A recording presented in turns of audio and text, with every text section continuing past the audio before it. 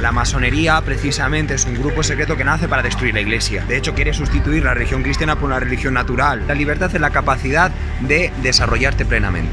Es decir, de desarrollar quién eres tú. Esto es la libertad. Pero desarrollarme ¿cómo? ¿En lo económico, en lo político, en lo social, en el aprendizaje, en la espiritualidad? Todo, es decir, en la capacidad de poder decidir cómo te desarrollas. Pues si el comunismo es un extremo, el anarcocapitalismo es el extremo opuesto. El anarcocapitalismo aspira a negar cualquier tipo de organización social solo para poner el mercado, para que las leyes del mercado sean las que rijan la sociedad, porque según ellos esto es lo que va a dar la felicidad a los hombres y a las mujeres. El mercado tiene muchos problemas. ¿Estás criticando el capitalismo, por tanto? Por supuesto, por supuesto. ¿La Iglesia critica el capitalismo? Por supuesto. ¿Sabes? Bueno, Dios sí podría vivir sin nosotros. ¿Sí? De una manera radical, Dios podría vivir sin nosotros, pero no quiere, porque el abusador sexual no es un trastornado. O no solo es un trastornado, puede darse que sea un trastornado, pero no siempre lo es. ¿Siempre es un trastornado? No. ¿No es un problema psicológico mental? No. ¿Entonces qué es? Eso. Abuso de poder. Tiene mucho que ver con el abuso de poder. Se ha llegado a una forma de ver a la otra persona como un objeto al que yo puedo disponer. Nietzsche en Gaia Ciencia, cuando habla de Dios ha muerto, que es la declaración de un hombre que con una linterna está buscando a Dios. No lo encuentro. Dios ha muerto, lo hemos matado. ¿Sabes dónde está buscando a Dios? En un mercado. El desarrollo capitalista más fuerte, lo que de alguna manera ha secularizado el mundo, ha destruido lo sacro, ha convertido todo en un bien mercantil. Y la persona es siempre un misterio. Quien tenemos delante de nosotros, el rostro de la persona que tenemos delante, es siempre un misterio. Estamos hoy con Javi. ¿Y quién es Javi? Pues yo soy sacerdote, eso es lo primero que tengo que decir, y pues también he estudiado distintas carreras. He sido profe también durante algunos años, ahora también soy profe de filosofía, ¿vale? Mi formación empieza con ciencias políticas en la Complu, ¿vale? Madre mía, no me lo esperaba para nada, te lo juro. 5 años. Wow, en Somos Aguas. En Somos Aguas, 5 años muy interesantes, estoy hablando de 2007 a 2012. Entonces te cayó el 11M ¿no? A mí, bueno, ¿cómo era? El 15M, perdón, me desvío. El 15M, yo fui compañero de clase de Rita Maestre, por ejemplo. Conocí a Rejón, que estaba haciendo el doctorado. A Íñigo, Pablo Iglesias era profe en sociología, Monedero era profe de teoría del ¿Te dio Estado. clase alguno? No, no me dio clase ninguno. Quizás sí... Te los quitaste, los buscaste. Vamos a ver, es verdad que te podías meter en algún problema si tenías un pensamiento político distinto. Yo era presidente de una asociación universitaria, ¿vale? En aquel entonces, que no nos metíamos en política, era una cosa más cultural, relacionada siempre con el humanismo cristiano, ¿vale? Pero digamos que de alguna manera estábamos catalogados dentro de la facultad. Después... Catalogados es como fichados, o sea, os meten en una lista negra o algo. A ver, no es que desde el poder de desde la facultad haya alguien que te tiene en una lista, ¿vale? Sí. Pero sí que es cierto que entre los compañeros era muy fácil la catalogación ideológica. Es una pena, a mí eso no me gustó mucho. Digamos que es la peor experiencia que tuve en la uni, ese punto, ¿vale? Luego de ahí me fui a estudiar a Salamanca teología, 5 años. Yo también estudié en Salamanca 1 año de psico, te lo conté, ¿no? Sí. Yo la Pontificia, 5 años, 2 años de filosofía, 3 de teología, y después de ahí volví a Madrid a hacer un máster de estudios avanzados en filo, en la Facultad de Filosofía de la Complutense. Wow. Hice el máster de profe de filosofía también, como tú estás haciendo el máster de profesorado, pues... Madre mía, pero pedazo de currículum, ¿no? Y terminé el año pasado la licenciatura en filosofía en Roma. Y ahora estoy haciendo el doctorado en filo, también en Roma. ¿En Roma? ¿Cómo es estudiar en Roma así rápido? A ver, estudiar en Roma es una pasada, en el sentido de que estás en una universidad súper internacional. Yo estoy en una universidad pontificia, ¿vale? Digamos, en el ámbito de la Iglesia, pero es cierto que es un ambiente muy rico a nivel internacional, a nivel también intelectual, porque hay muchas corrientes también de pensamiento dentro de la Iglesia, dentro del cristianismo, ¿no? Eso es. Y conocerlo de primera mano pues también es súper emocionante y la verdad que es un salto cualitativo también en mi formación. Wow. Pues con este pedazo de currículum y esta experiencia, y esto ya daría para otro podcast así más extenso, pero mejor lo dejamos así un poco con misterio para que la gente lo apoye y, oye, ¿por qué no otra vez? Y en Roma, ¿eh? Yo estoy abierta a invitaciones internacionales. Podríamos hacer el siguiente podcast en Roma, ¿eh? Estaría súper guay. O sea, yo encantadísima. Vamos a fuego ya. Vamos allá. ¿Cuál es el papel del cristianismo en el siglo XXI? El papel del cristianismo en el siglo XXI es una pregunta que habría que remontarse un poquito a cuál es la esencia del cristianismo, porque yo no considero que el papel del cristianismo en el siglo XXI sea distinto al papel que ha jugado en algún otro siglo, ¿vale?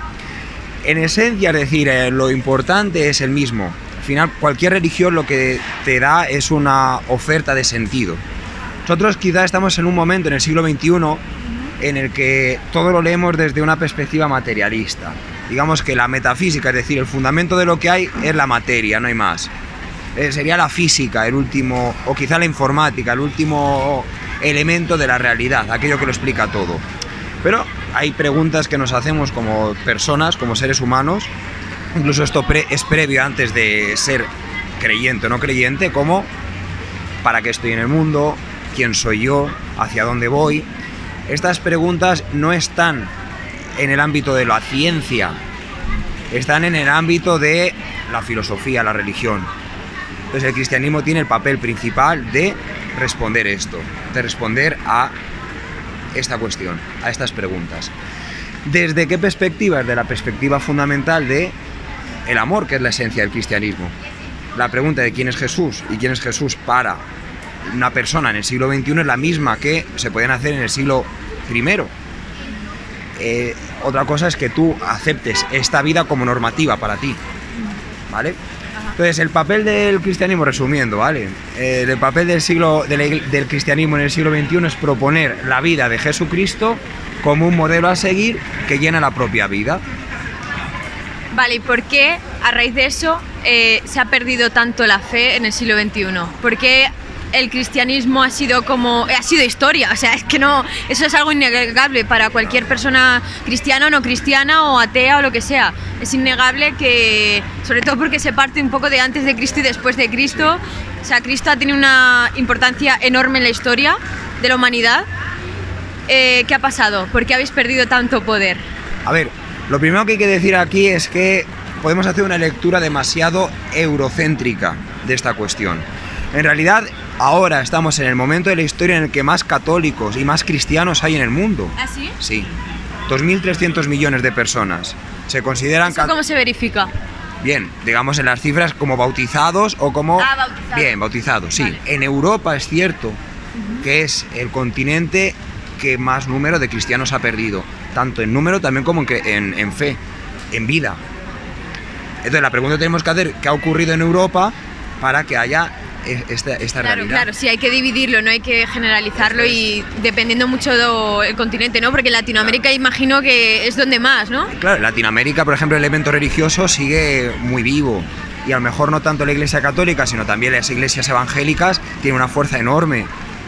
En Estados Unidos es al contrario, la Iglesia Católica ha ganado, entre comillas, si hablamos desde esta perspectiva, desde este lenguaje economicista, ¿no?, más número de creyentes que el mundo evangélico o el mundo protestante, que era tradicionalmente el mayoritario allí.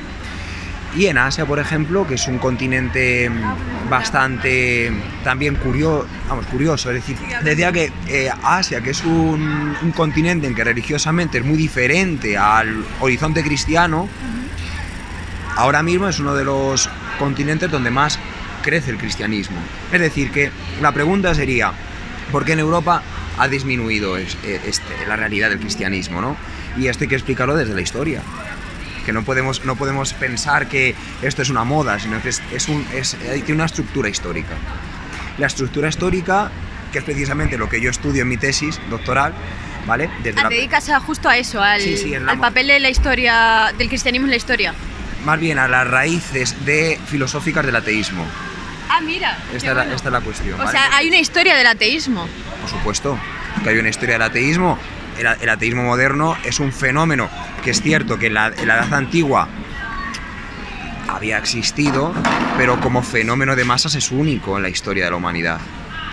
Entonces, yo a lo que voy es a preguntarme la raíz, desde una perspectiva filosófica, por qué teóricamente se afirma el ateísmo, ¿vale?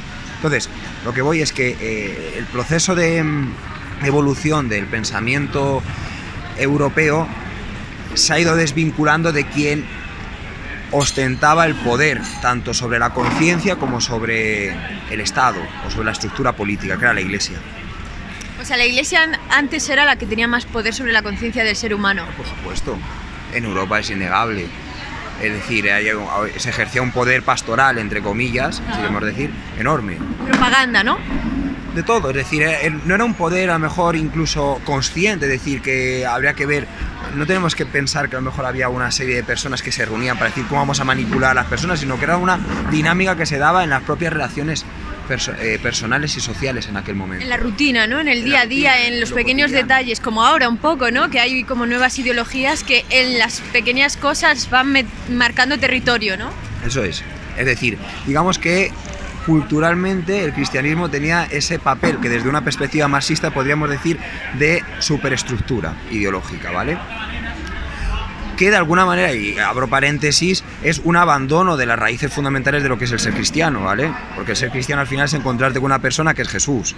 Y ahí tienes que responder si tú crees en esa persona que hoy día sigue viva en tu vida o no. Esa es la clave. Durante mucho tiempo hemos pasado de eso a un cristianismo sociológico o una cristiandad.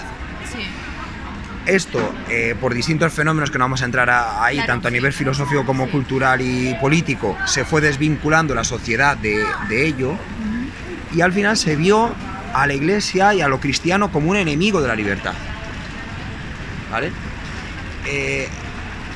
Hasta ese punto llegamos hoy, en el que hoy día hay muchas lecturas en las que hablar de Iglesia es hablarle de normas, es hablarle de prohibiciones, es hablarle de... Entonces, que en eso ya hemos tenido mucha responsabilidad aquellos que hemos estado en la institución. Claro. Efectivamente, por supuesto. Es como que no lo habéis parado, ¿no? También quería yo preguntar cómo se para una cosa así, ¿no? Porque a veces también uno está metido en una rueda que ni se da cuenta de ello. Son inercias que vienen también de una educación, de una cultura. Pero efectivamente, hay una responsabilidad. Me pongo conspiranoica. ¿Hay algún grupo, tema? Meto aquí una pregunta así un poco conspiranoica. ¿Hay algún grupo sectario, tema de sociedades secretas que se ve tanto, la gente está de los masones, los Illuminati, realmente existen? ¿Ángeles y demonios, como nos lo presentaba Dan Brown, existe realmente o es pura fantasía o no? Simplemente son a lo mejor intereses capitalistas, intereses de comercio, intereses de empresas, oye, no, es que nos va a vender más esto que esto, y simplemente es intereses, ¿no? Sí. Mira, yo no te puedo decir, porque no tengo conocimiento de si existen grupos secretos en el ámbito de la Iglesia. Vamos a ver. La masonería precisamente es un grupo secreto que nace para destruir la Iglesia. O sea, nace para eso precisamente. Para eso. Es decir, la masonería tiene este cometido. Ya tenemos titular. ¿De acuerdo? Esto es verdad. Históricamente esto es así, ¿vale? De hecho, quiere sustituir la religión cristiana por una religión natural que nace del ámbito de la Ilustración, en el que una religión naturalista, en el sentido de que se considere un cierto absoluto, un deus ex machina, es decir, un relojero que ha puesto en marcha el mundo, pero que no tiene ninguna influencia en el mundo día a día. Un demiurgo aristotélico. Platónico. Platónico, sí. Más bien, sí. Pero, bueno, algo así. Pero además con un cierto número de intereses que tenían que ver más con lo político que con lo religioso. Y con lo económico, ¿no? Por supuesto. Entonces, sí que existen una serie de grupos que han nacido al amparo del cristianismo, que yo no sabría decirte hasta qué punto se ha podido instaurar en ámbitos de poder en la jerarquía eclesiástica. Yo, por lo que conozco, no veo esto, ¿vale? Pero sí que ha habido grupos que tienen esta concepción masónica dentro de la Iglesia.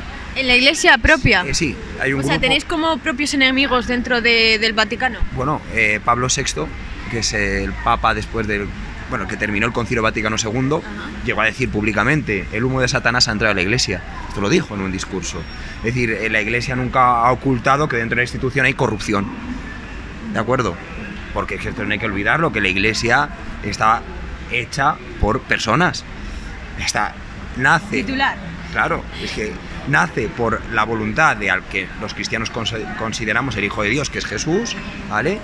Pero la Iglesia como realidad que continúa después de Jesús está hecha por personas que muchas veces no somos nada ejemplares.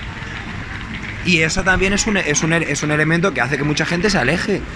Y esto quizá la Iglesia, para mí, en mi punto de vista, la Iglesia católica, la transformación más fuerte que ha tenido en los últimos años, o los últimos 60 años, si quieres, es ir reconociendo esto. Pasar de nosotros todos somos buenos y lo malo está en el mundo, está afuera, a decir, no, es que esto está mal y esto hay que cambiarlo, ¿vale? Siempre hay resistencias, ¿vale? Como en toda institución siempre hay resistencias, pero en la conciencia está de cambiar estas cosas. Entonces, te decía, de este grupo, hay un grupo que podéis entrar en internet, podéis buscarlo, y libros de gente muy interesante que conoce el tema, que es el Yunque. Ah, mira, vale. Ese sí que lo conozco. Sí. El Yunque. Esa, de hecho, yo cuando estuve, ya te he dicho que estuve en la iglesia y tal, sí. Conocía, o sea, nos hablaron de este grupo y tal, y que vino como de México o algo así, y se asentó en España, y algunos miembros de determinado partido, que todos sabemos cuál es, están como ahí involucrados.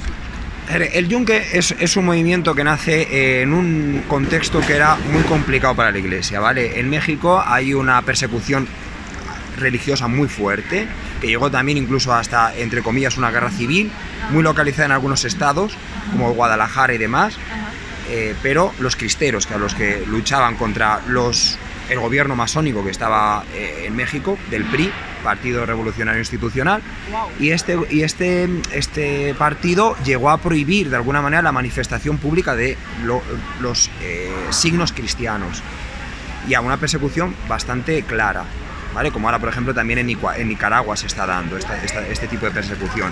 Y ante eso hubo una reacción de un grupo de católicos, de decir, bueno, pues lo que tenemos que hacer es infiltrarnos en los ámbitos de poder para, llegando al poder, transformar esto. Y esto es lo que es el Yunque. El Yunque, además, desarrolló una serie de ritos que no tienen nada que ver con el elemento, con la liturgia cristiana, ¿vale? ¿Hacían ahí rituales o algo? Rituales que tenían más que ver con la iniciación más cercana a una secta que a nada que ver con el cristianismo. Es decir, que se mezcló mucho lo mundano, en este caso, la secta que busca el poder, con elementos cristianos, una especie de sincretismo. Estos elementos, porque se debe quemar los elementos, efectivamente llegaron a España y se infiltraron en muchas instituciones. Hazte oír. Sí, por ejemplo, que, bueno, pues... ¿Has visto, cómo controlo? Claro, que también han llegado pues al ámbito de la política. Y yo sé de primera mano que, pues ya no sé si estarán, pero en el Parlamento español pues había gente cercana a esto. Es verdad que la Iglesia institucional, es decir, los obispos, el Papa incluso, han condenado a este grupo, es decir, este grupo condenado, esto es muy duro, es decir, no les han quemado la hoguera, que ya no quemamos a nadie, sino que ha dicho, esto no es cristiano, esta forma de actuar no es cristiana, ¿de acuerdo? Pero, y a raíz de esto, el Opus Dei... El Opus Dei no tiene nada que ver con este tipo de realidad. El Opus Dei es en internet está plagado de comentarios de tema de Hakuna, ven cualquier grupo, dicen estos son sectarios, estos son del Opus Dei, ¿no? O sea, estos son fake news, ¿no? A ver, yo primero tengo que decir que yo no soy del Opus Dei, pero yo estudio en la Universidad del Opus Dei, conozco a mucha gente del Opus Dei. Mi director de tesis doctoral es del Opus Dei y conozco de primera mano este grupo. Y en primer lugar, la diferencia de lo que estaba hablando antes del Yunque, el Opus Dei es un grupo reconocido jurídicamente en la Iglesia. Es decir, está con transparencia y se relaciona con el gobierno de la Iglesia sin ningún tipo de mentira o ningún tipo de ocultación a este punto, porque esto se rige por el derecho canónico, por el derecho de la Iglesia. Cosa que el Yunque, estos grupos secretos que puedan estar en el ámbito un poco sociológico del cristianismo no tienen nada que ver con ello. Ahora bien, el Opus Dei, ¿por qué se ha generado que Dan Brown, por ejemplo, facilitó tanto con el tema del código da Vinci y todas estas cosas, el tema de ver el Opus Dei como un movimiento súper secreto que mueve los hilos del Vaticano, que no es así, que te digo yo que estoy en Roma y no es así para nada, ¿vale? De hecho, ahora el Papa ha cambiado algunas de los elementos jurídicos de reconocimiento del Opus Dei. Sigue siendo un movimiento eclesial reconocido, pero ya no con el mismo estatus que tenía antes. Bien. ¿Por qué esta leyenda negra? Porque es verdad que es un movimiento católico, es una institución católica que se ha relacionado mucho con... se ha acercado mucho a los ámbitos de poder económico, poder político y poder, no sé, de ámbitos, digamos, con cierta presencia e importancia social. En las instituciones públicas. En las instituciones. ¿Esto por qué? Pues porque en primer lugar, la idea del fundador, San José María Escrivá de Balaguer, era llevar el cristianismo a todos los ámbitos de la vida. Es decir, la iglesia cristiana, claro que tiene que llevar a Jesús, a Dios, a los pobres, a los necesitados, a los inmigrantes, pero también a las personas que están en política, a las personas que están en ámbitos... y ya de paso, pues, sacamos dinerito. Bueno, entonces, de ahí evidentemente se genera todo ese tipo de dinámicas que hay que purificar y que a veces pues no son muy... Que a mí no me parece mal, ahora te lo diré y meteremos Tampoco tenemos que ser aquí un poco Harry Potter, es decir, pensar que la iglesia es como una especie de escuela de magia, que no, necesitamos recursos también para hacer una serie de cosas. Y bueno, yo por lo que conozco el Opus Dei, efectivamente tiene colegios muy buenos, ¿vale? Pero también dan muchas becas a colegios privados muy buenos, pero también dan muchas becas a personas que, digamos, no podían permitirse ese... Yo tengo un familiar que estudió en la época que no se podía estudiar, gracias a una institución, no fue esta, fue San Juan Bosco, los salesianos, y tiene carrera y tiene de todo por eso, porque, bueno, pues eso, lo consiguió. Ay, mira, creo que son mormones, no, creía que eran mormones, qué graciosos. Otro tema controvertido. Sabes que hice un podcast a un chico que es marxista-leninista, ¿no? Sabes qué es y tal. ¿Qué opinas del comunismo? O sea, ¿cómo ve la Iglesia, el cristianismo en general, el tema del comunismo, la importancia de la historia? ¿Es cierto que es como el anticristo, no? ¿Es un mito? ¿Ha habido cosas que han hecho bien? ¿Hay cosas que se parecen al cristianismo? Háblanos un poco del comunismo. Hay que diferenciar claramente dos cosas. Una es la filosofía que está detrás del comunismo, que es el marxismo, que evidentemente el marxismo es una de las corrientes filosóficas más importantes del siglo XX. ¿Vale? Entonces, ante ese punto, un diálogo filosófico, un diálogo intelectual con el marxismo, la Iglesia lo ha hecho. ¿Ah, sí? Lo ha hecho. ¡Wow! Muchísimo. Ya tenemos titular. Muchísimo. Iglesia y comunismo se unen. Ahora hablamos de eso, pero también te hablo de lo segundo. Vale. Entonces, la Iglesia lo que sí que ha sido dura, sobre todo a partir del Concilio Vaticano II, que fue una asamblea que realizó la Iglesia Católica a principios de los años 60, ¿vale? Un concilio, para que la gente no lo sepa, es como una especie de reunión, ¿no? Es la asamblea de todos los obispos del mundo con el Papa. Y se ponen ahí a debatir en plan congresos y quitándole la parte del gallinero, imagino. Esto es. Y también con especialistas, es decir, lo que de alguna manera se plantean los concilios para solucionar problemas que la Iglesia tiene que afrontar. Entonces, el problema que la Iglesia afrontó de 1960 a 1965 en el Concilio Vaticano II fue cómo nos acercamos al mundo moderno, ¿vale? Y entonces, en este punto, aunque ya antes muchísimos intelectuales católicos y muchísimos obispos y muchísimos católicos habían entrado en diálogo con el mundo marxista, aquí de alguna forma se dio un impulso para no cerrarse ante los signos del mundo moderno, sino entrar a dialogar con ello. Pero lo que sí que el cristianismo, la Iglesia católica, no pudo ver con buenos ojos son los regímenes políticos derivados del marxismo, ¿de acuerdo? Principalmente, todos tenemos en la cabeza la URSS, ¿de acuerdo? La Unión Soviética fue un régimen totalitario. Bien. Hoy día sigue habiendo también coletazos de ese mundo, ¿vale?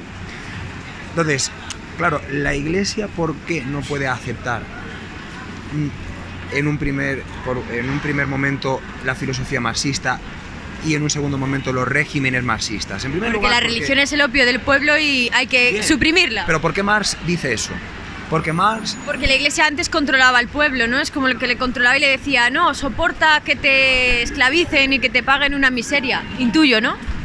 Hay un elemento moral, pero en la lectura de Marx hay algo más radical, que es una comprensión del mundo materialista. Ah, bueno, sí, el materialismo histórico. Claro, no hay nada más que aquello que se generan por procesos históricos.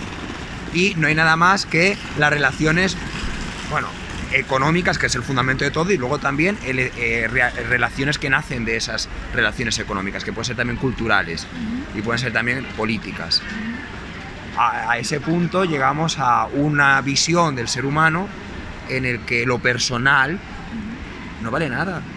Lo único que vale es lo común o la comunidad o el cuerpo social. Eso no es lo que me dijo en el podcast. Me dijo que tú podías tener tus cosas y tus gustos y tu libertad. Bueno, no hablo nunca de libertad, de hecho. Pero que lo demás no. Que tú no puedes tener bienes de producción y cosas porque ya es como que ya estás explotando. Pero más allá de los bienes, dentro de esta filosofía, estamos hablando de la filosofía marxista, en la que el horizonte es la emancipación de la clase proletaria, para que en última instancia no haya ninguna clase, porque esto es a lo que aspira el marxismo, destruyendo, evidentemente, la clase burguesa, que es aquella que está oprimiendo al proletariado. Lo estamos hablando desde un horizonte de clase, de comunidad, no estamos hablando de un horizonte personal. ¿Dónde quedan las aspiraciones vitales de la persona individual y concreta? Claro. Esta es la cuestión, más allá de si yo puedo poseer o no poseer. Sí. Que esto habría que verlo, habría que estudiarlo también pormenorizadamente. Yo no. Es como que te meten en un rebaño automáticamente y es como tú ahí, y es como ¿por qué yo aquí? Entonces esto es, por ejemplo, que desde una perspectiva ya de visión antropológica del ser humano, el cristianismo no puede aceptar. ¿Lo puede? No puede aceptarlo. No puede aceptarlo porque al final para el cristianismo toda persona tiene una identidad única. Somos únicos para Dios. Somos únicos para Dios. Y tenemos que desarrollar esta vida ejerciendo nuestra libertad, decidiendo e implicándonos personalmente. Vale, definición. ¿Qué es la libertad? Porque cada uno dice una cosa. A mí este chaval me decía, dices que a ti te han metido una idea de libertad que no es correcta, porque la libertad es cuando estás como en el colectivo, en el grupo, cuando estás en un sistema socialista eres libre. La libertad es la capacidad de desarrollarte plenamente. Tú, personalmente, ¿vale? De llegar a tu máximo potencial, por así decirlo. Esa es la capacidad de llegar a tu máximo potencial. Es decir, de desarrollar quién eres tú. Esto es la libertad. Es una capacidad en última instancia espiritual, en el sentido de que trasciende las elecciones que tienes en un momento o una circunstancia dada. Pero desarrollarme ¿cómo? ¿En lo económico, en lo político, en lo social, en el aprendizaje, en la espiritualidad? Todo, es decir, en la capacidad de poder decidir cómo te desarrollas. Vale. Claro, y el desarrollarte está en todos los ámbitos. En un ámbito económico, en un ámbito político, en un ámbito familiar, en un ámbito afectivo. Hay polémica, hay polémica. En todos.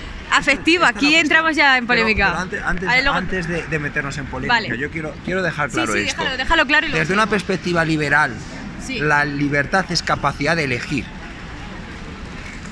Al final, en este caso, la filosofía liberal deja a un lado o en un segundo plano el elemento más importante de la libertad, que es la decisión. Dices, yo tengo capacidad de elegir, pero la elección, el momento de decisión es el punto central de la libertad. Si yo no decido por algo, no soy libre. Aunque tenga 1000 oportunidades de poder elegir, si yo no elijo por algo, si yo no me decido por algo, no estoy ejerciendo la libertad. Por eso hay muchas personas que se bloquean, que bajo una apariencia, yo diría, en nuestra sociedad es así, de libertad no la tienen, porque no eligen nada. Entonces, a este punto sigo a un filósofo, ¿vale? Kierkegaard. Leerlo es un grande, ¿eh? Eso, leed a Kierkegaard. Es danés, pero está traducido al español, o usar Google Traductor. Vale. Esto es a lo que voy, que si nos quedamos solo en un elemento de la libertad, y efectivamente dentro de eso también entre lo comunitario, para ser libre Y aquí sigo a Hannah Arendt, que es otra filósofa que me encanta, judía. Hablaremos un poquito también de este tema. Un tema súper interesante, de verdad. Recomiendo mucho su lectura. El elemento fundamental para la libertad es el poder desarrollarlo en lo público, en el ámbito con los otros. Y desarrollar todo tu potencial en un ámbito de derechos reconocidos, ¿vale? Pero en el que tú te implicas también personalmente por claro, que aportes una serie de opciones, claro, también comunitarias y políticas. Claro. Ahí también hay un elemento fundamental en la libertad, ¿vale? Entonces, para hablar un poquito de este claro, concepto, que es un concepto clave en la historia de la filosofía, claro, y que no nace, solo... sí, que la libertad nace en el ámbito cristiano. Es San Agustín, ¿vale? de Hipona. San Agustín de Hipona, quien al descubrir la interioridad y al descubrir la voluntad, cosa que los griegos no habían hablado de ello, solo habían hablado de la inteligencia de una manera excelsa, pero no habían llegado a la cuestión de que yo pueda hacer y puedo elegir aquello que la inteligencia me dice que no haga, es decir, puedo ir en contra de mi inteligencia, o sea que para los griegos eso era imposible, ¿vale? Y si tú te hacías algo malo era porque no habías entendido que era el bien y te habías equivocado en una cuestión de razonamiento. Es decir, tú puedes elegir en contra de lo que consideras el bien intelectualmente o racionalmente. Esto es algo se lo que pone el cristianismo, es el primero que lo hace. Lo descubre en la historia de la humanidad San Agustín de Hipona, ¿vale? Entonces, el cristianismo, también digo, ha aportado muchas cosas al mundo no cristiano que ayuda también a profundizar en una vida que no es de fe, porque uno es libre aunque no tenga fe en Dios, ¿vale? Bueno, pues esto claro, esto es más bien filosófico, claro, más no tanto de relacionarse con Dios y tal. Es que es lo que dice un poco el marxismo-leninismo y lo que me repetía una y otra vez el chico este, que era: no es el individuo, es la sociedad, eso es. La estructura. Entonces yo le preguntaba en el podcast, no sé si lo llegaste a ver porque era muy largo, lo siento, lo acortaré a ver si lo divido y tal. Este no lo hacemos tan largo. No, este no lo hacemos tan largo. Y era eso, que me repetía, le decía, no, pero es que no existe el mal en el mundo, le decía. Digo, yo obro mal, yo a lo mejor quiero hacer daño al que tengo al lado para quedarme con lo que él tiene. Dice, no, es la estructura la que lo hace así, él no es malo. Al final lo que te estoy diciendo, cuando una filosofía niega el elemento personal por lo social, claro, algo ha caído. Como una filosofía como puede ser la liberal, también hace lo contrario, niega lo social por solo centrarse en lo individual, ¿vale? Yeah. Hay que buscar siempre una cierta equilibrio. Ajá. No se puede estar en los extremos. Decía Aristóteles que la virtud, es decir, el camino correcto, es el punto medio cuando los extremos son viciosos. Ojo, cuando los extremos son viciosos. Entonces, yo creo que siempre tenemos que seguir ese camino que nos marcó el Estagirita, como le conocemos, o el filósofo que llamaba Santo Tomás, que creo que es un buen camino. Qué bien hablas, ¿cómo se nota que eres pastor? ¿Cómo se nota, verdad? Claro. Alguno dirá, ¿cómo se nota que está acostumbrado a está engañar ahí. Y a convencer? No, bueno. Si el marxista este casi que me convence también, entonces a mí es que casi todos me convencen, pero no sé qué pasa. Yo hice buenos amigos también, socialistas, en la Facultad de Políticas, y tuve profesores también buenos. Está protegiéndose de la funa. Es verdad, es que yo no... Yo también estoy aprendiendo mucho, te lo juro, o sea... El tema de que ahora, por ejemplo, no estoy tan metida en la iglesia, no estoy metida en ningún sitio, estoy como en YouTube intentando mostrar todo tipo de pensamientos, me está abriendo muchísimo la mente en muchos aspectos. Tema, hace poco también estuve en Andorra, en un foro económico. Sí, lo he visto. Y, por ejemplo, ahí conocí cómo piensan los anarcocapitalistas. ¿Los conoces? Sí. Dime así brevemente qué opinas de ellos. Hemos hablado de extremos, ¿no? Pues si el comunismo es un extremo, el anarcocapitalismo es el extremo opuesto. ¿Vale? ¿Sí? Al final, el anarcocapitalismo aspira a negar cualquier tipo de organización social solo para poner el mercado. Para que las leyes del mercado sean las que rijan la sociedad, porque según ellos, esto es lo que va a dar la felicidad a los hombres y a las mujeres. Así como el marxismo-leninismo dice que va a ser la revolución lo que va a dar la felicidad a los hombres y a las mujeres cuando se consuma, cuando llegue a su elemento más álgido, los anarcocapitalistas dicen lo mismo con el mercado. Estamos hablando de cuestiones como un poco extremistas, ¿no? El mercado tiene muchos problemas. El mercado... ¡Titular! ¡Dilo alto! El mercado descarta a muchas personas. Esto es, por ejemplo, la visión propia... ¿Estás criticando el capitalismo, por tanto? Por supuesto, por supuesto. ¿La Iglesia critica el capitalismo? Por supuesto. Claro, ¿qué es lo que ocurre aquí? Que en el mundo, en la cuestión social, política y económica, la Iglesia tiene una voz con bastante poco peso. Porque es una voz, digamos, que tiene más que ver con la ética, es decir, cómo comportarse en las relaciones económicas, cómo comportarse en las relaciones políticas, cómo comportarse en todos estos ámbitos. Y el mundo ha dejado de escuchar las voces que traen una visión reglada, con una visión, digamos, más clara de lo que es el bien y el mal desde una perspectiva teológica o filosófica, simplemente para quedarse en su ámbito de razón o de poder. Pues la Iglesia, claro que es clarísimo la crítica que ha hecho al capitalismo en el ámbito de que el capitalismo deja a muchas personas al margen del desarrollo. Ya sea porque has tenido la mala suerte de tener una naturaleza quizá, sí, a lo mejor una enfermedad en tu cuerpo, en tu vida. Cualquier cosa, porque has nacido en una familia con un desarrollo económico peor. En un pueblo, a nivel geográfico. Efectivamente, todo este tipo de cosas, claro que afectan. Y hay que reglar de alguna manera el mercado. La Iglesia no niega que el mercado tenga sus reglas, pero hay que, digamos, introducir un factor que es el de corregirlo para el bien de todos, para que sea la economía por el bien común, no solo por el bien de algunos. ¿De acuerdo?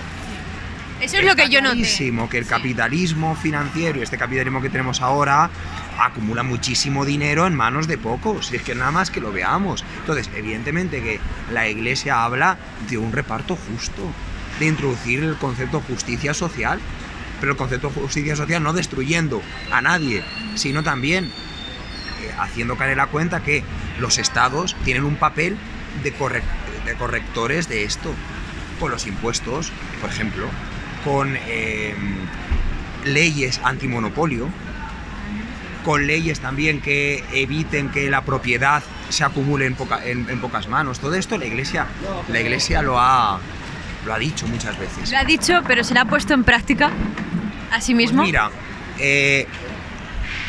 se lo ha puesto en práctica y se lo ha puesto en práctica en sí mismo. Siempre tiro zasca, lo siento, soy así. Pero ha habido algunos ensayos que no sé si por inspiración directa de la Iglesia, pero que la Iglesia ha reconocido como un camino muy bueno, como por ejemplo el tema de los microcréditos, ¿vale?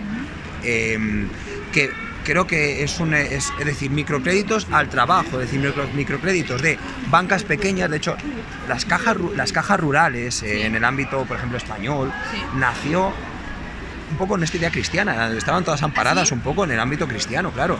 Eran cajas de ahorros y monte de piedad, ¿vale? Entonces era para ayudar también a los agrarios, a los campesinos que tenían que desarrollar, pues comprar maquinaria y demás, pues con pequeños créditos para que pudiesen desarrollar su trabajo sin grandes intereses o sin intereses, que eso sería a lo mejor, o con un muy pequeño interés para aquel que presta, porque las cajas rurales eran normalmente cooperativas de personas que habían puesto el fondo y pues se sabía quién eran Pepe, José y Antonio. Entonces era poner a las relaciones del mercado y a las relaciones económicas un rostro.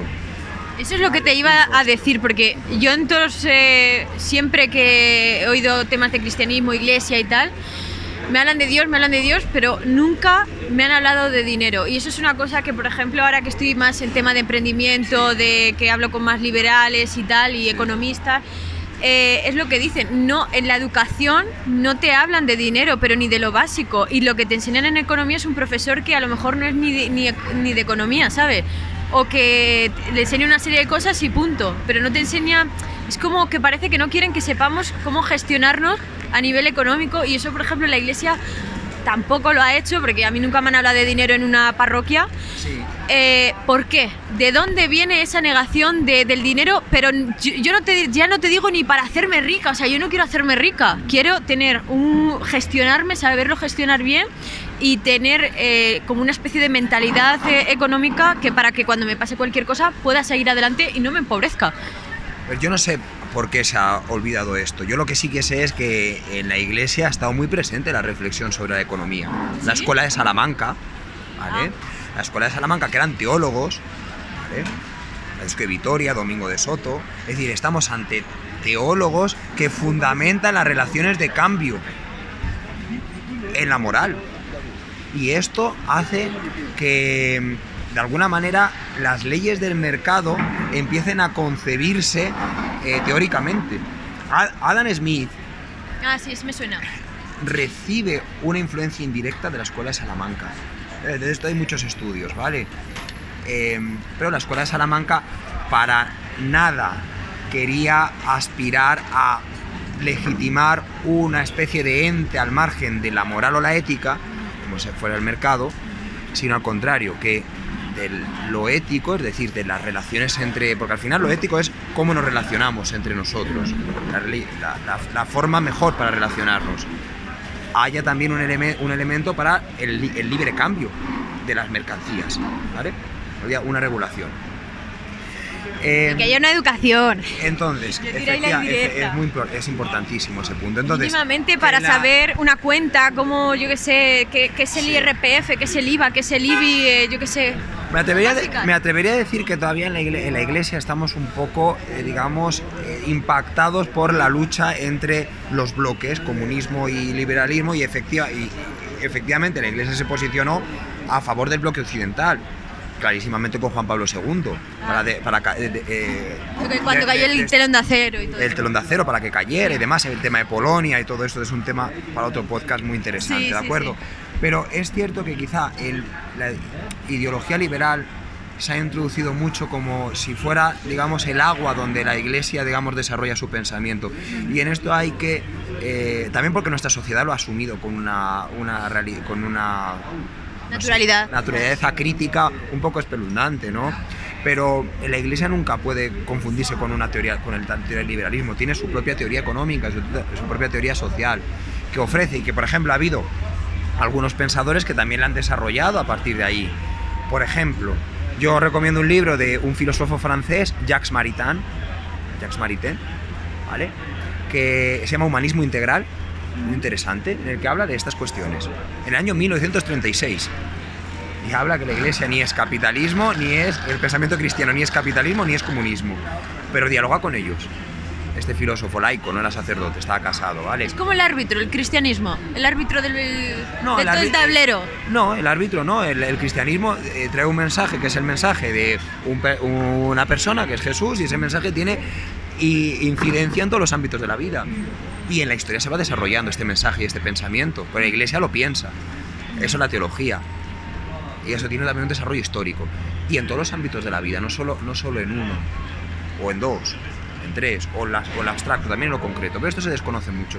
Y luego también hay otro autor que se llama Chesterton. Hice un trabajo de Chesterton, bien. El hombre que fue jueves. Pues Chesterton también tiene todo una serie de escritos en los que habla de la economía. Él, de alguna manera, junto con Hilaire Belloc, que era amigo suyo, ¿vale?, fundan o intentan sacar adelante el cooperativismo, que era llevar un poco a la doctrina social de la Iglesia, que está esta reflexión sobre la economía y la sociedad que la Iglesia ha hecho, al mundo secular, ¿vale?, al mundo de una propuesta económica concreta. El cooperativismo, muy interesante. Si, digamos que ¿tenéis cosas del marxismo-leninismo? No, vamos a ver, a mi modo de ver, el marxismo coge muchas cosas que eran cristianas, vale. No hay que cambiar, o sea, no hay que cambiar el orden de los productos, ¿no? O sea, ¿el cristianismo en qué año nace? En el siglo I, el marxismo en el siglo XIX. Evidentemente es al revés, el marxismo, claro que hay muchas cuestiones que está inspirado. Marx era cristiano. Bueno, Era venía de judío, familia judía. era judío. Venía de familia judía, pero yo creo que era creyente o algo así. No, Marx no fue una persona O era religiosa. no, Nietzsche no, ¿quién era este? Vamos a ver. No, no era Stalin. Stalin. Stalin se iba a meterse. Está bautizado. Sí, Stalin, ¿vale? Georgiano, sí. Pero Voy a- que en la teoría marxista, claro que hay elementos secularizados, es decir, que son ideas teológicas que se han pasado al mundo no cristiano, por supuesto. Sí, Hoy lo que tú día. dices, que quitan la parte de la libertad y más el humanismo y todo eso, sí. Pero en muchas cosas claro que hay una coincidencia, claro, ¿por qué no? Ajá. Sí, seguramente Marx tuvo razón en muchas de las críticas que hizo Sí. a una sociedad. Hay cosas que tenía razón, yo lo siento mucho, pero ¿No? Porque hay que sentirlo. es que no era un inaudito lo que pasaba con los trabajadores en aquella época. O sea, Y en ese punto hay que darle la razón que la iglesia no estaba. No ala, estaba. titular. O sea, la iglesia no estaba La con iglesia toda no la estuvo. fuerza, con toda la fuerza con la que tenía que haber estado. Es muy fácil también moralizar, ¿eh? Sí. Aquí, desde el Burger King, ¿no? Pero es verdad que ahí se perdió el paso. Sí. El estar con los ¿Dónde pobres. estaba en el aquel estar con los- momento la el iglesia? estar con los- Es que no me entero Pues de... más bien en cuestiones, en disputaciones políticas y en disputaciones teológicas abstractas, escolásticas, que no tienen nada que ver con el mundo con el que estaba delante. Alejándose del Evangelio en el sentido de que Jesús lo que nos pone es ante un problema concreto, que es el de las personas con el que se encuentra, y eso es a lo que nos manda a nosotros en cualquier momento histórico, ¿vale?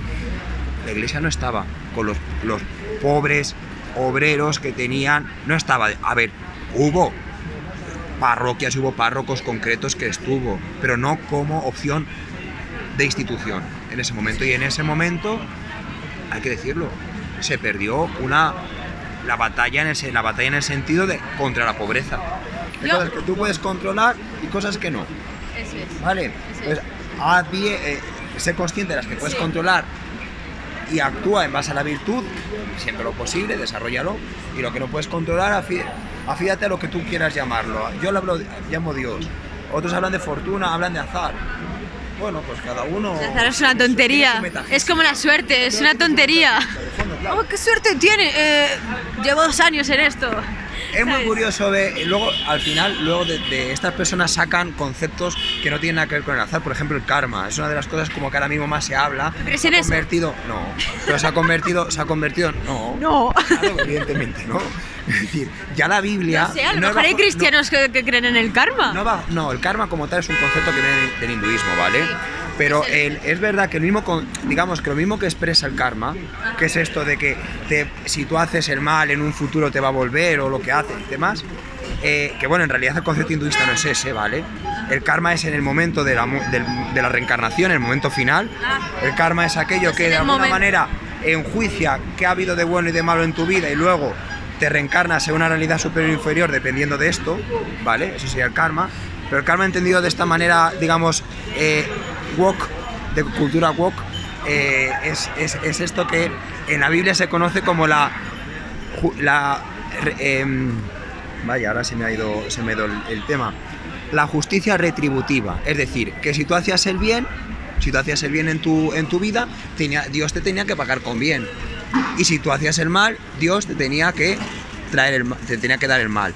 Esto, en el libro de Job, que a todos os lo invito a leer en la Biblia, es una joya de la literatura universal. El santo Job, que la paciencia que tenía. Es una joya de la literatura universal. Precisamente la Biblia lo que está manifestando en ese libro, el creyente judío, que esto es un libro que está en el Antiguo Testamento, Claro, ¿vale? sí. Es decir, antes del nacimiento de Jesús. La Biblia tiene 2 partes, Antiguo Importante. Testamento antes del nacimiento de Jesús, Nuevo Testamento después del nacimiento de Jesús. Y hay ¿vale? muchas diferencias. Sí. Precisamente pone en tela de juicio esta justicia retributiva. De si tú haces bien, te viene el bien, porque a mucha gente le estaba ocurriendo lo contrario, gente buena, como nos vemos, le ocurren cosas malas. Entonces, el libro de Job pone en crisis esa visión que hoy Del día karma, ¿no? sí, Sí. dentro de la creencia judía. Y La Biblia tira muchos zascas. ¿Eh? Yo no la he leído entera, pero he leído trozos. Es como el Quijote, te los vas leyendo poco a poco, ¿sabes? son obras de la literatura, son del espíritu humano, obras únicas. Es decir, Tú haces también lo de coges un libro, o sea, te sientes de una manera y digo, joder, hoy necesito leer el Conde de Montecristo porque me han hecho esto, y te empiezas a leer las partes más pues importantes. Tengo que confesar que ahora desgraciadamente leo muy poca novela. Tuve una época que leía mucho, ahora también, leo mucho ensayo porque estoy haciendo la tesis y tengo que leer mucho. Sí. Pero sí, yo era también muy... Por el humor que tenía, leía... Por ejemplo, me leí, no todo de Dostoyevsky, pero leí muchísimo de Dostoyevsky en un momento de mi vida en el que, bueno, en el que me convertí al cristianismo. Vamos, que el cristianismo... ¿Eres convertido? O sea, mi familia era cristiana de toda la vida, pero yo en un momento en la universidad en políticas que descubro tanto que comunismo. una respuesta en mi vida también a ese nivel, digamos, más trascendente. Las consecuencias de Pablo Iglesias. Más trascendente. Entonces, ahí en ese momento que yo empecé a acercarme a la iglesia otra vez, de una manera más personal. No se mucho el micro porque si no, no se te escucha nada. De una manera más personal, ahí en ese punto empecé, por ejemplo, a leer mucho Dostoyevsky. Sí, es que es muy... Que es un grande, ¿eh? O sea, es muy complicado, ¿no? Tened cuidado. Y muy cristiano. Sí, es muy cristiano. Yo le he hablado una vez con un sacerdote y todo el día me ha hablado de Dostoyevsky, es como ya, a ver.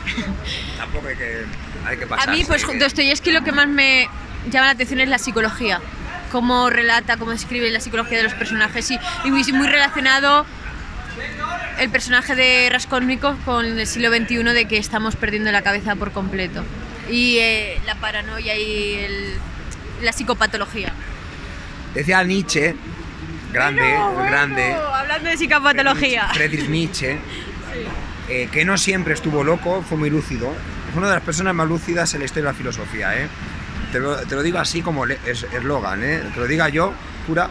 El filósofo de Dios ha muerto, pero es verdad, ¿eh? Dice que él aprendió algo de psicología leyendo a Dostoyevsky. O sea que, fíjate, tienes algo de cercanía con Nietzsche. Sí, pues fue... Tú sabes que yo nunca he maltratado ningún libro excepto uno de Nietzsche. Fue el único que... leyéndolo lo estampé contra la pared, digo, no digas esto. Hablando ahora de Nietzsche, así habló Zaratustra, fue horrible. Me pasé muy mal. Es duro. Así habló Zaratustra, es un libro Eres duro. bueno, eres un miserable, eres un débil, pero ¿cómo me puedes decir eso? Es un libro duro. Y contra los sacerdotes también arremete. Sí, claro. Vamos a ver, aquí no vamos a meter en Nietzsche, pero bueno, es un personaje súper interesante. Pero hablando del tema del mercado que hemos hablado antes, Nietzsche en Gaia Ciencia, cuando habla de Dios ha muerto, que es la declaración de un hombre que con una linterna está buscando a Dios, no lo encuentro.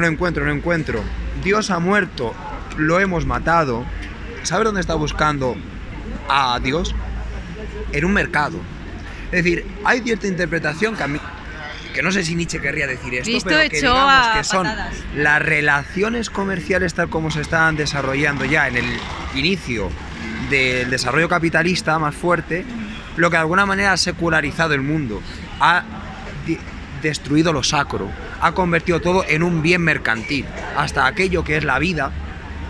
Lo hemos convertido en un bien mercantil. Esto es y también Dios. Entonces esto es un tema interesante. Cristo, ¿vale? Echó a todos los mercaderes de ahí a patadas, la santa ira que se dice. Lo sacro viene respetado. Esto es algo que todas las religiones lo ponen, y es una forma de respetar también a la persona, el respetar lo sacro, porque hay algo a lo que no puede entrar la manipulación humana. Eso es el misterio. Es que el siguiente podcast en el Vaticano, por favor. Es el misterio entendido como aquello que no podemos controlar. Si nosotros también, la persona humana, decimos que la podemos controlar en todas sus realidades, hemos convertido a la persona en un bien mercantil. Y la persona es siempre un misterio. Quien tenemos delante de nosotros, el rostro de la persona que tenemos delante, es siempre un misterio. No podemos hacer de ello un esquema, no podemos hacer de ello un bien con el que podemos comer. Qué romántico eso, suena piropo total. No, es verdad, eso es Levinas, es un filósofo judío, Emmanuel Levinas, ¿vale? Que funda la ética en el encuentro con el otro, con el rostro del otro. No sé ni de qué estábamos hablando. No sé, pero tú que eres muy hegeliana. No soy hegeliana, es lo que te he dicho antes de la teoría. Ya. Para hacer una teoría tienes que leer La fatiga del concepto. No, pero Hegel, la dialéctica del amo y del esclavo me está explotando la cabeza, ¿eh? Ahí hay algo. Espíritu, ¿no? Sí. Bueno, ahí nace el marxismo. Claro, sí, pero es distinto. Es distinto, claro que es Porque distinto. Hegel dice es la decisión que... de la conciencia, necesita la teoría para la unidad. O sea, Es como que el amo no puede vivir sin el esclavo y el esclavo no puede vivir sin el amo. Entonces a mí esa dualidad me explota porque la relaciono mucho también con el cristianismo de no podemos vivir sin Dios y Dios no puede vivir sin nosotros, ¿sabes? Bueno, Dios sí podría vivir sin nosotros. ¿Sí? De una manera radical, Dios podría vivir sin nosotros, pero no quiere. Porque es infinita bondad. Porque sí. ¿Has visto, cómo atendían catequesis, Pero en última instancia podríamos decir que no le somos necesarios a Dios en el sentido de que Dios ha tenido que crearnos porque sí, porque no podía hacer otra cosa que crearnos, no. Y nos puede destruir también porque sí, ¿no?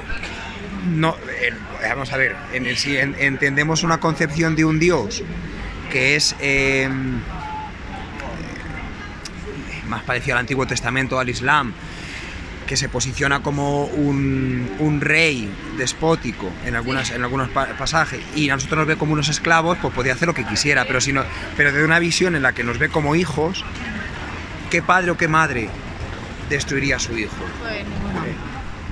Un padre bueno, una madre buena es Dios, ¿no? Estoy leyendo el Corán, No, el Corán es un libro... ¿Lo tenéis de obligatorio también vosotros? No, y ¿Leéis el Corán? habría que estudiarlo más. Yo lo he estudiado. Yo lo leo porque yo quiero leer todo y conocer todo y crear mi propio pensamiento a partir de todo lo más importante. Claro que sí, muy bien. Pues no me está gustando, ya sabes, spoiler. O sea, es un libro de imposición. Te impone la religión, te dice hay que ir a por los infieles, no sé qué. ¿En qué contexto se escribe el Corán? No lo sé, fíjate, no me he hecho contexto histórico se escribe todavía. en el contexto de unas guerras. Es decir, Mahoma... Pero Mahoma... ¿Cómo me mandas audio? Autor principal del Corán, vamos a decir así, era un caudillo militar. Como Franco. Era un caudillo militar. No sé si como Franco, pero era un caudillo militar. Que por cierto, Franco tiene mucha cercanía con el mundo árabe, lo sabes, ¿no? Sí, claro. Y con la causa palestina. De hecho, España no reconoció el Estado de Israel por una inercia de la política internacional de Franco hasta el año 1985, que fue una imposición, entre comillas, de la Unión Europea para entrar en ella. ¿Los de Podemos son franquistas? No, pero en la política... pero claro, es que cambia, es que la historia cambia, es que... Ya. Claro, esto es así, pero no... Wow, ese de Franco no lo sabía, Sí. Tenemos titular también. Bueno, de hecho, cuando después de la Segunda Guerra Mundial prácticamente todos los países del mundo cierran las fronteras a España, excepto Argentina, la Argentina de Perón y algunos países árabes, el resto, España no tenía con quién poder relacionarse internacionalmente. Es decir, que esto es un tema muy interesante. Tengo que repasar historia de España, no... Tengo muchas lagunas. Es que no me gusta la historia de España, la verdad. Todo el día ahí matándose. Y odiándose y separándose. Eres más intelectual, te gustan más los conceptos. Sí. No me gusta la historia, polémica. ¿Por qué se producen los abusos sexuales a menores? No solo en la iglesia, pero también en general en el mundo. ¿Cómo lo veis vosotros filosóficamente? A ver, ante este punto lo primero que hay que decir es que hay un cambio cultural, quizá a nivel mundial, sobre este tema. Y creo que esto va hacia algo bueno y una verdad, es decir, que es la protección de los derechos de la infancia. El niño, el menor, hay que protegerlo, cosa que en décadas y siglos anteriores no vamos a decir que no era así. Lazarillo, ejemplo. Claro, es decir, incluso en la literatura rusa hay Lolita, es un libro, ¿vale? Ahora no me acuerdo del autor, pero Lolita es un libro en el que se habla de una relación... Nabokov, creo que era. Sí. Claro, eso sí, gracias a Dios es inconcebible hoy día esta cuestión. Entonces, lo veis mal, ¿no? Claro, es decir, a lo que voy es que había una evolución también en esto para bien. Pero siempre ha habido. Esa es la clave. A nivel histórico siempre ha habido. Vamos a ver. La pedofilia las relaciones pedófilas han existido, no sé si siempre, pero por ejemplo en la antigua Grecia era algo, entre comillas, común entre el maestro y el aprendiz. Esto no quiere decir que vamos a hacer esto para legitimar conductas deplorables, pero creo que ha sido bueno el cambio cultural que se está dando. Y en esto la Iglesia ha llegado tarde en la defensa consciente y radical de los más vulnerables, voy a decir, ¿vale? Porque ya es lo que voy. Yo la cuestión la quiero poner aquí. La cuestión de los abusos sexuales a menores es un fenómeno que tiene mucho que ver con el abuso de poder. Tiene que ver mucho con el abuso de poder. No podemos caer en dos lecturas simplistas cuando hablamos de esto. Que tiene que ver con la cuestión del celibato, ¿vale? Aunque una cierta forma de vivir el celibato puede influir en esto, pero no podemos buscar la causa en esto, y no podemos buscar la causa tampoco en que pues culturalmente no es que fuese aceptado, pero bueno, no era una cosa tampoco más. No se puede caer en eso. Pero las bases del cristianismo no ponía que es que no puedes, o sea, es un mandamiento, ¿no? Pero es una cuestión que de alguna manera no entra en la cabeza de quien está escribiendo la Biblia. Es decir, no hagáis mal a los niños, pero sí que es verdad que Jesús en un pasaje del Evangelio es clarísimo. Es decir, quien haga daño a alguno de estos mis pequeños, seguramente allí Jesús estaba dirigiendo a aquellos que tenían una vida de fe todavía un poco frágil, pero también podemos interpretarlo a los más vulnerables, ¿vale? En general. Y en esto también a los niños. Más vale que se ate una piedra de molino al cuello y se tire al mar, porque lo que le espera es bueno. O sea, es tela. O sea, vamos, que hay unos cuantos sacerdotes que van a ir al infierno, ¿no? Bueno, yo no digo eso, ¿eh? Vale. Yo no digo eso. Vale. No digo eso, pero sí que es cierto que estamos hablando de algo muy grave. Algo muy grave. Es algo muy grave. De algo muy grave. Y que vuelva a insistir. Y que vuelva a insistir en la Iglesia, en la defensa de esto, en la protección de esto ha llegado tarde. Ha habido un proceso dentro de la Iglesia. Sigue, ¿no? Y es un proceso que sigue. Es un proceso que ha pasado de mirar a otro lado, que la Iglesia no es que haya mirado siempre a otro lado. De hecho, hay ya en el siglo XIX, a principios del siglo XX, expedientes de, no muchos casos, pero expedientes de esto, que la Congregación para la Doctrina de la Fe, que era la antigua Inquisición, que en Roma es la que se dedica un poco a la disciplina de los sacerdotes y a la disciplina teológica y de doctrina, hubo procesos judiciales en ámbito eclesiástico a sacerdotes que habían cometido abusos a menores. Pero, es que le destrozas la vida a una persona. Por supuesto.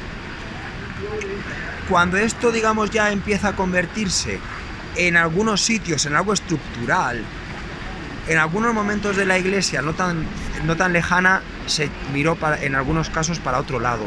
Y esto es lo que ha hecho muchísimo daño. Y esto es lo que no se entiende.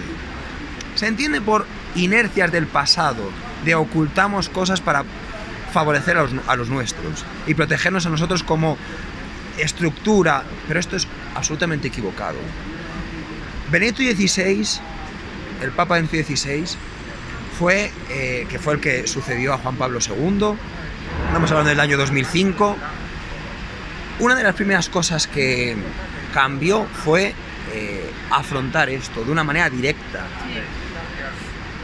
De alguna forma él se vio incapaz de llegar hasta el final. Porque vio cosas que... No, horribles. ¿Sabes qué es por eso, no? Por lo que se retiró. No solo por eso. Es decir, vio cosas horribles en general y sobre todo porque él vio que no tenía la fuerza como para afrontar la misión que la Iglesia le estaba pidiendo a todos los niveles. Y no quería que otros gobernaran. En un momento, imaginemos, en el hipotético que él no pudiese ser el Papa, que otros se dedicaran a gobernar que no fueran él. Entonces dicen, yo no voy a llegar a envejecer de tal manera que me enferme y otros vayan a estar gobernando, y yo no. Entonces me retiro antes. Y ahora con el Papa Francisco, esto ya es algo, digamos, como muy tajante, y esto es algo que yo creo que la Iglesia está todavía procesando y está convirtiendo. Evidentemente, tú dices, no podemos solo ver los abusos sexuales que se han hecho en la Iglesia. Pues claro que no.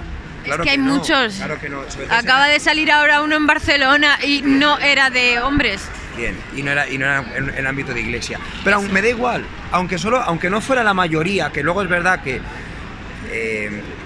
quizá por algunos intereses políticos se alienta más la visualización de estos, pero da igual. Cualquiera un caso, 2, 3, los que fuera, ya es suficiente como para atajarlo de una manera radical. Y cuando se ha convertido en algunos casos en algo, pues, no voy a decir frecuente, pero como algo que está ahí de una manera fuerte, pues claro, es una transformación. Pero sobre todo tiene que ver, vuelvo a insistir, con una forma de cómo nos relacionamos, porque el abusador sexual no es un trastornado. O no solo es un trastornado, puede darse que sea un trastornado, pero no siempre lo es. ¿Siempre es un trastornado? No. ¿No es un problema psicológico mental? No. ¿Entonces qué es? Abuso de poder. Tiene mucho que ver con el abuso de poder. Es decir, es muy simplista. Yo no lo concibo, es que no... Es muy simplista decir, no entiendo. Este es un trastornado mental y hace esto. Sí. Hay trastornados mentales que lo hacen, ¿vale? Pero va más allá de eso, desgraciadamente. Esa persona, para hacer esa barbaridad, ¿por qué? ¿Qué dinámica en su vida le ha llevado a eso? Y es una dinámica de posicionarse por encima de las otras personas y de dominar. El abuso sexual es una manifestación de dominación absoluta sobre el otro, la dominación del cuerpo. Y eso responde a una forma. Y es maldad. Sí, claro que es maldad. Claro que es maldad, por supuesto que es maldad. No sé, tema de a lo mejor de relaciones de amigos, del típico a lo mejor tóxico, tema de venga, vamos para acá, vamos para allá, o no, se tiene que hacer aquí lo que yo diga, pero una cosa es eso y otra cosa es ya a nivel sexual que es que lo planean y... Porque vamos a ver, el cuerpo... Y es un modus operandi, no sé. El cuerpo es un templo sagrado para la persona, nadie te puede violar ese ámbito de ti. Claro. Entonces, cuando eso se llega a hacer es porque se ha llegado a una forma de ver a la otra persona como un objeto al que yo puedo disponer.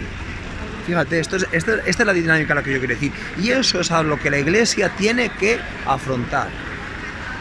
Como los sacerdotes, los religiosos y en general las personas que tienen capacidad de educación hacia los otros se relacionan con las personas. Tendréis unos trámites, ¿no tenéis un proceso psicológico, sí, tema de delitos sexuales? Yo, por ejemplo, ahora simplemente para las prácticas del máster de profesorado tienes que pedir un trámite que te certifique que no tienes ningún tipo de movida de esta.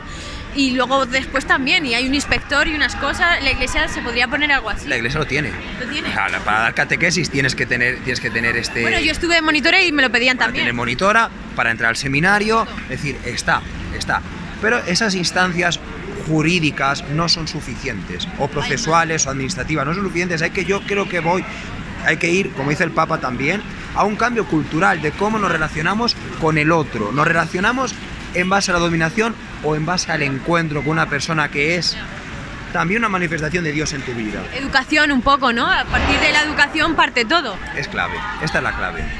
Pues... Entonces, en esa transformación estamos, pero eso sí, contra los abusadores, que cargue todo el peso de la ley y ningún tipo de aceptación por parte de la Iglesia, es más. Y ni encubrimientos, por favor. Y efectivamente en esto, pues...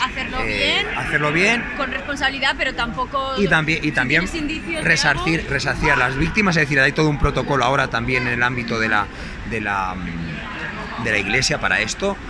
Es decir, que no se oculten estas cosas, que salgan a la luz, se afronten con transparencia y no vuelvan a ocurrir. Esta es la clave. ¿Un último mensaje? ¿Frase? Falta una segunda parte. Yo espero, por favor, que el Vaticano no tiene mucho dinero. Llevadme. El mensaje es: solo la belleza salvará al mundo. Muy buena. Una cosa, ¿Nápoles está cerca de Roma? Sí. ¿Sabes que tengo un primo? ¿Tienes un primo allí? En Nápoles. Pues nada, vete a Nápoles a ver a tu primo y... ¿Y en el Vaticano? ¿Me llevarías? Vale, ¿Me das acceso? En un tren estás... Pero ¿yo podría entrar al Vaticano? Claro que sí. Quiero decir, que nos pongan en una sala de esas bonitas. No, vamos a ver, no en la Capilla Sixtina, pero... Porque el Vaticano puede entrar cualquier persona que vaya a Roma, a la Basílica del Vaticano. Estaría guapísimo, suscribiros.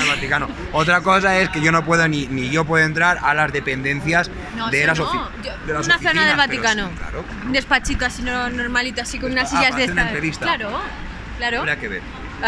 Bueno. Tú tienes contacto. No tanto. Pues nada, fin del podcast. Muchísimas gracias. Gracias, amigo. Gracias, Marta.